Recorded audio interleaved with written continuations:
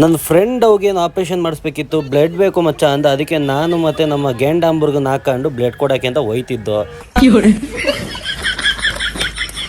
ಅರ್ಧದಲ್ಲಿ ಒಂದು ಮ್ಯಾಟ್ರ್ ಹೇಳ್ತಿದ್ದಂಗೆನೆ ಶುರು ಹಚ್ಕೊಂಡ ನೋಡ್ರಿ.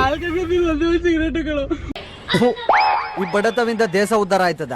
ಒಂದ್ ಸಿಗರೇಟ್ ಕೊಡ್ಸೋ ಆಯ್ತಲ್ಲ ಸತ್ತೋಗ್ಬಿಡ್ತಿಲ್ಲ. ನೀನ್ ನೋಡ್ರ ಅಯ್ಯೋ ಪಾಪ ಅನಿಸ್ತಿದೆ. ಒಂದೇ ಒಂದ್ ಸಿಗರೇಟ್ ಬೇಕು ಅಂತ ಕೇಳ್ತಿರೋದೆಲ್ಲ ಸ್ಕ್ರಿಪ್ಟೆಡ್. ಆ್ಯಕ್ಚುಲಿ ಹಾಸ್ಪಿಟ್ಲಿಗೆ ಹೋಗ್ತಾ ಇದೀವಿ ಅಂದರೆ ಇದು ಯಾವುದೇ ರೀತಿ ಮಾಡಿರಬಾರ್ದು ಅನ್ನೋ ಒಂದು ಕಿವಿ ಮಾತಿಗೆ ಹಿಂಗೆಲ್ಲ ಆಡ್ತಾ ಇದೀವಿ.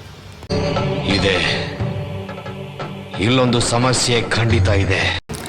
ಬ್ಲಡ್ ಕೊಡೋಕ್ಕಿಂತ ಮುಂಚೆ ಧೂಮಪಾನ ಮದ್ಯಪಾನ ಮಾಡಿರಬಾರ್ದು. ಆ್ಯಂಡ್ ಬ್ರೇಕ್ಫಾಸ್ಟು ಅಥವಾ ಊಟ ತಿಂದ್ಕೊಂಡು ಹೋಗಿರಿ. ಆ್ಯಂಡ್ ನರ್ಸು ನನಗೆ ಚುಸ್ತಿದಂಗೆ ಒಂದೇ ಸಲಿಗೆ ಪುಚ್ಚಕ್ಕನೆ ಬಂದ್ಬಿಡ್ತು ರಕ್ತ. ಸೊ ನಂದು ತುಂಬ್ತಿದ್ದಂಗೆ ನಮ್ಮ ಗೇಂಡಾಂಬರ್ಗನ ಕತೆ ನೋಡ್ರಿ.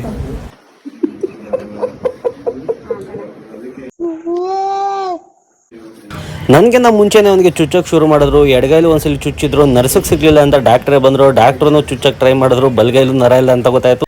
ಗಂಡ್ಸಲ್ವಾ? ಎಡಗೈಲು ನರ ಇಲ್ಲ ಅಂತ ಗೊತ್ತಾಯ್ತು. ಹಂಗಾರೆ ನೀನು ಏನೋ ಮಚ್ಚ ನಿನ್ನೂ ಹುಡುಕ ಅಲ್ವಾ?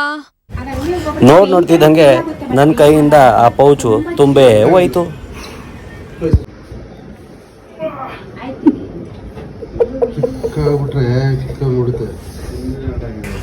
ಎಷ್ಟು ಚಂದ ಅಲ್ಲ.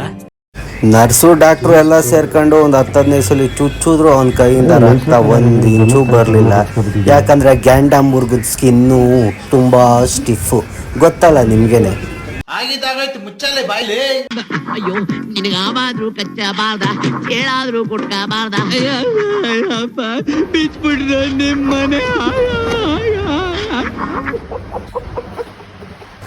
ರಕ್ತ ಎಸ್ಕೊಂಡು ಲಾಸ್ಟಿಗೆ 2 ಜ್ಯೂಸ್ ಕೊಟ್ಟರು. ಜ್ಯೂಸ್ ಕುಡ್ಕೊಂಡು ನಾವು ನಮ್ಮ ಮನೆ ಕಡೆಗೆ ಸಿಗುವ ಮತ್ತೆ.